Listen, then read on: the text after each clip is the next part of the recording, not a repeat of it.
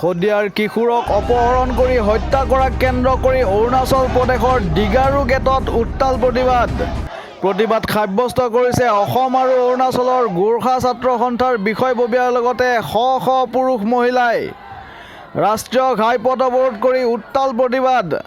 অৰুণাচলৰ পৰা অসমৰ দিশে অহা বাহন প্ৰৱেশত প্ৰদান কৰিছে বাধা।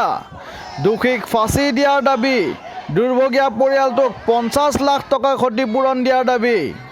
News desk report any Assam 24/7। জিলা সমিতি আৰু অল অৰুণাচল গোৰ্খা এছ'চিয়েশ্যনৰ সহযোগত আজি ডিগাৰু ঘাটৰ এই পথ অৱৰোধ কাৰ্যসূচী আমি কৰিছোঁ।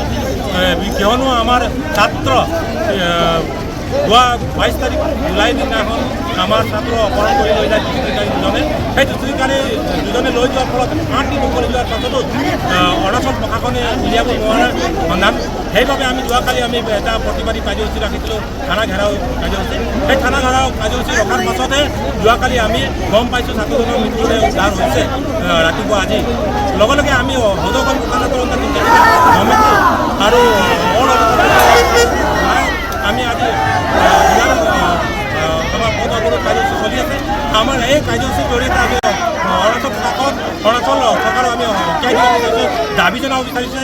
আমাৰ যি ছাত্ৰজন আছে, ছাত্ৰজনৰ যি দোষী তেওঁলোকে যাৰ বাবে মৃত্যুবৰণ কৰি তেওঁলোকক উচিত শাস্তি ফাষ্ট ট্ৰেক আদালতত ৰাখি তেওঁলোকক ফাঁচি প্ৰদান কৰিব লাগে। লগতে আমাৰ যি ছাত্ৰগৰাকীৰ মৃত্যু ঘটিলে সেই মৃত্যু ঘটাৰ পৰিবাৰক এককালীনভাৱে 50 লাখ টকা অতি সোনকালে অনুদান আগবঢ়াবলৈ, অন্যথা আমি জংগী আন্দোলন ইয়াত কৰি ভয়াৱহ আন্দোলন কৰিবলৈ বাধ্য হ'ম।